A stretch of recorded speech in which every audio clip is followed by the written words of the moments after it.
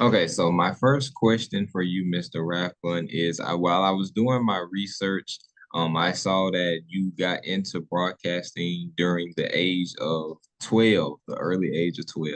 So I wanted to ask you, since, it's been a minute since then, what would you say has been some lessons learned about sports broadcasting from, now since you were 12 years old? Yeah. I think one of the big things, Cameron, is how much fun it is. I I remember a quotation by the Hall of Fame football coach Don Shula, and he once said, "The closer I get to the stadium, the faster I walk." And I think if you've got that kind of enthusiasm for what you do, and I do, thank God, it's been in me my whole life. I think that makes this gig is about as much fun as you could have. Um, I get to sit courtside at 100 NBA games a year, see the greatest basketball players on the planet. And I've done everything college and pro around that, but to still be doing it, it's so much fun. I love the guys. I love the coaches.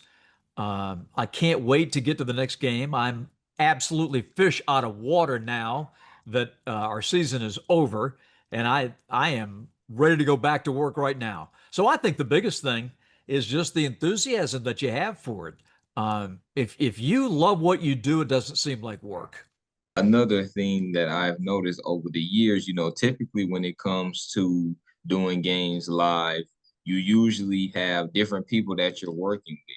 But over the years, you and Hawks Hall of Famer and NBA legend Dominique Wilkins have established a great working relationship with each other. So I just wanted to ask you, what do you feel like what has made you guys have the type of dynamic that you guys have had for so long? And when will you say, like, when you had that game with Dominique, that yeah, like this is someone that I can really have built a great Yeah. chemistry with? Well, I'll tell you a story. I covered Dominique when he was in high school.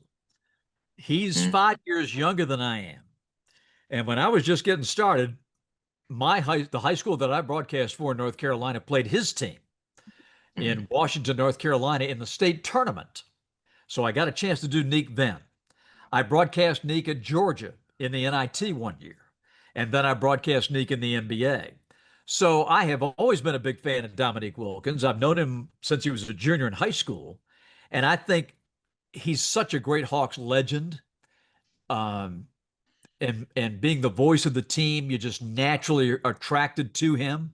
And when he made the switch to come into broadcasting, it was just a hand in glove. We like each other so much as friends. We're practically family.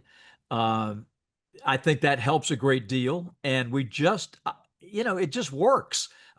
He's got a great personality. He he signs every autograph. The fans absolutely love him. He's as popular today, Cameron, as he was 30 years ago when he Mhm. played. And I think that's because he loves people and loves the fans. So it's just been a natural tie-in for us to do the games together, and we know how to kid each other and have fun with each other, and I think that goes a long way. We're looking at the next great doctor for Kaiser Permanente. Dominique Wilkins told me and he wanted to be a doctor, and I said, doctor of what? And he said, a doctor of love. Sounds about right. It definitely does. And, with you being the lead play-by-play for the Atlanta Hawks, how would you say, since you've gotten the position, well, first, what was your journey to get there? And how would you say it has changed for many other broadcasters that are pursuing that type of job, because there are only 30 lead play-by-play positions in the NBA for each team? Right. Um, I'd done a lot of college basketball in my career, radio and TV, and I had done just a little bit of NBA when I worked in Virginia. I was filling in for the Washington. They were the Bullets then, Right. Wizards now, and I would fill in a time or two. But the big break that I got to do the NBA here in Atlanta was that one of my producers from the ACC games became the executive producer of Sports South back in 1996, and he had an opening and said, "We need somebody to do all the Hawks games and the Braves games that we have. And you've done a lot of basketball. You've done Major League Baseball. Would you consider coming down here?" And that was the break that I got to come here. You're right. It's one of 30. There's only, I mean, even if you count the national guys, there's only like 35 of us in the world that do NBA on TV, because Breen does the Knicks, Ian Eagle does the Nets, Michael Grady does Minnesota. So, we're team announcers and we're national announcers.